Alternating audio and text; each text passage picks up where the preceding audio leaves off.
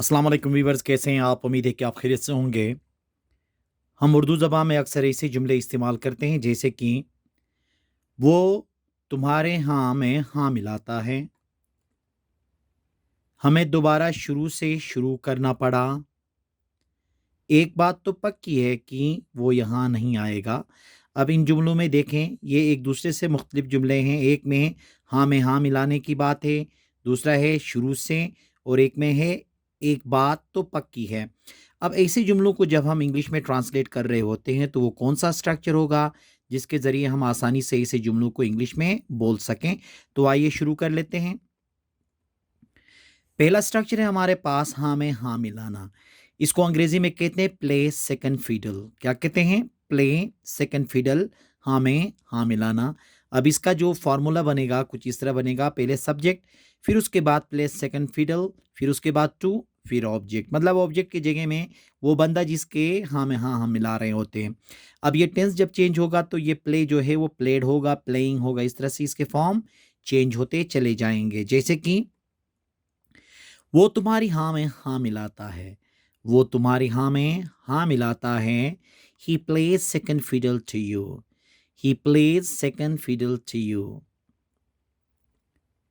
मैं आपके हाँ में हाँ नहीं मिला सकता, मैं आपके हाँ में हाँ नहीं मिला सकता। I can not play second fiddle to you, I can not play second fiddle to you. कल आपने उसके हाँ में हाँ क्यों मिलाया, कल आपने उसके हाँ में हाँ क्यों मिलाया। अब देखें ना, ये माजी का है तो फिर यहाँ प्लेड में चला जाएगा।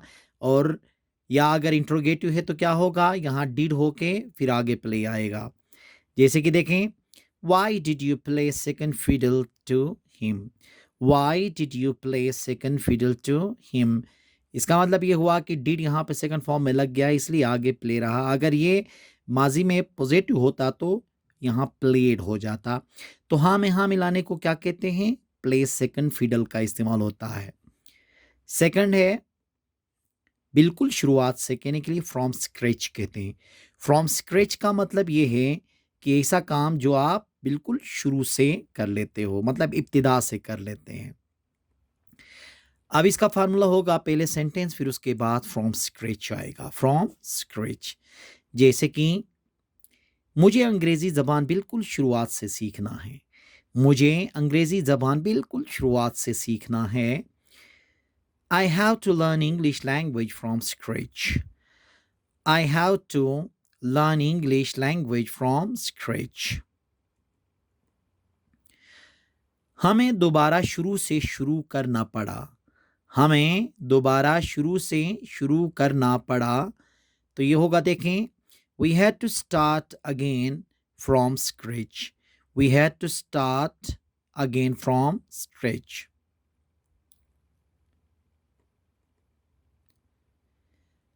हम ये कारोबार बिल्कुल शुरुआत से शुरू नहीं कर रहे हैं, हम ये कारोबार बिल्कुल शुरुआत से शुरू नहीं कर रहे हैं। We are not starting this business from scratch, we are not starting this business from scratch. तो कोई भी काम शुरू से शुरू करने के लिए हम क्या कहते हैं? फ्रॉम स्क्रैच, मतलब इब्तिदा से करने के लिए। तीसरा स्ट्रक्चर है हमारे पास एक बात तो पक्की है कहने के लिए वन थिंग इज श्योर का इस्तेमाल करते हैं। वन थिंग इज श्योर का इस्तेमाल कब करेंगे? जब हम ये कहते हैं कि एक बात तो पक्की है। अब इसका फार्मूला होगा वन थिंग इज श्योर, फिर उसके बाद सेंटेंस आएगा। जैसे कि एक बात तो पक्की है कि वो यहाँ नहीं आएगा, एक बात तो पक्की है कि वो यहाँ नहीं आएगा। One thing is sure, he will not come here, one thing is sure, he will not come here. एक बात तो पक्की है कि वो झूठ नहीं बोलेगा, एक बात तो पक्की है कि वो झूठ नहीं बोलेगा। One thing is sure, he will not tell a lie, one thing is sure, he will not tell a lie. एक बात तो पक्की है कि वो हमसे पहले नहीं आए थे, एक बात तो पक्की है कि वो हमसे पहले नहीं आए थे।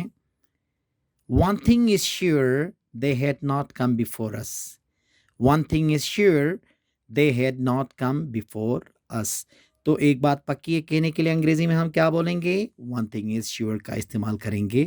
तो ये जो 3 स्ट्रक्चर थे आज हमने डिस्कस कर लिए, ये आप अपनी प्रैक्टिकल लाइफ़ के अंदर इसको इस्तेमाल करें। इंग्लिश बोलने के वक़्त इसको इस स्ट्रक्चर को अपने ज़बान में इंग्लिश में आप इस्तेमाल करते चले जाएँ। इंशाल्लाह आपकी इंग्लिश इम्प्रूव होगी। उम्मीद है कि आज का ये लेक्चर आपको पसंद आया होगा। Thank you very much.